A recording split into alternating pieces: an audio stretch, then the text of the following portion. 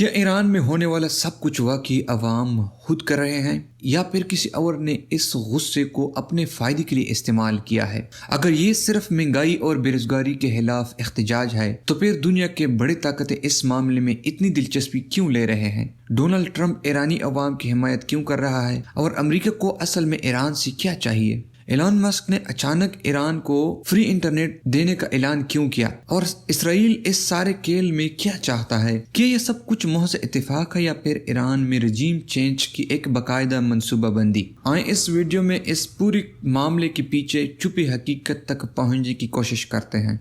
ये एहतजाज जो 2 हफ्तों से ज़्यादा अरसे से जारी है, कम होने के बजाय पूरे ईरान में फैलते जा रहे हैं और ये सिर्फ तेहरान या बड़े शहरों तक महदूद नहीं रहे बल्कि छोटे कस्बों और दूर दराज इलाकों, गरीब तरीन महलों तक जा पहुँचे हैं।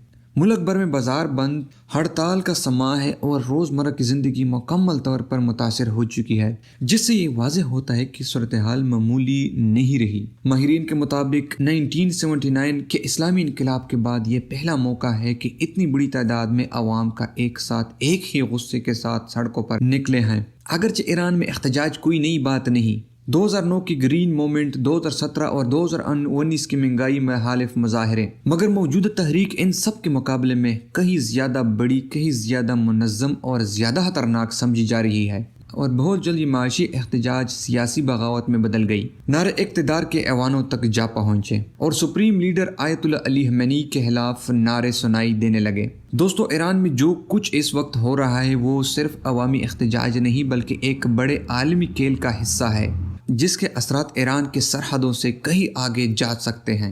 ईरान के सड़कों पर नजर आने वाला गुस्सा बिल्कुल हकीकी है, लेकिन इस गुस्से के पीछे ऐसे ताकतवर हाथ भी काम कर रहे हैं जो इस सूरत हाल को अपनी मफादात के लिए इस्तेमाल करना चाहते हैं।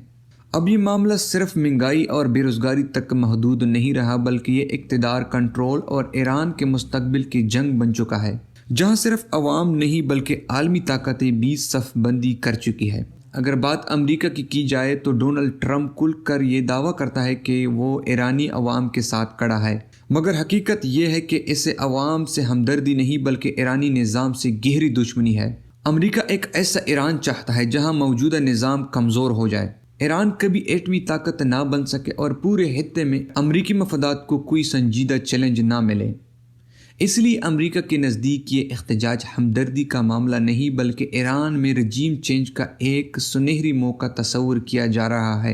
अब अगर इसराइल की बात की जाए तो इसका मौक़िफ़ भी ज़्यादा मुख्तलिफ नहीं। इसराइल एक कमज़ोर ईरान देखना चाहता है जो कभी एटमी ताकत ना बन सके और खित्ते में मज़ाहमत की क़ियादत ना कर सके। इसराइल के नज़दीक ये एहतजाज महज शोर नहीं बल्कि ईरान के जौहरी ख्वाब को हमेशा के लिए रोकने का एक अहम मौका है, इसलिए वो इस सूरत हाल को खामोशी से अपने हक में जाता देख रहा है। अब आते हैं एलन मस्क की तरफ। जब एहतजाज शिद्दत इख्तियार करने लगा तो ईरान ने हालात पर काबू पाने के लिए इंटरनेट महदूद कर दिया और इसी दौरान एलन मस्क ने स्टारलिंक के ज़रिए फ्री इंटरनेट देने का ऐलान किया। ये कदम सिर्फ एक तकनीकी सहूलत नहीं था बल्कि एक बराह रास्त रियासत कंट्रोल को चैलेंज करने का मुतरादिफ था, जिसे ईरान ने अमरीकी पुष्पनाही से की जाने वाली डिजिटल मदाखलत करार दिया। जवाब में ईरान ने स्टारलिंक के सिग्नल जाम किए, गैर कानूनी डिवाइस जब्त किए, सैटेलाइट फ्रीक्वेंसी पर मुदाखलत की और डिजिटल कंट्रोल दोबारा रियासत के हाथ में ले लिया। इसी वजह से एलन मस्क के सैटेलाइट इंटरनेट पूरे ईरान में मौसर तरीके से काम ना कर सका और हुकूमत ने सूरत हाल पर दोबारा काबू पा लिया। ईरानी supreme leader Ayatollah Ali Khamenei का मौक़िफ़ बिल्कुल वाज़ेह है। इनके मुताबिक ये एहतजाज अवामी कम और बैरूनी साजिश ज़्यादा है।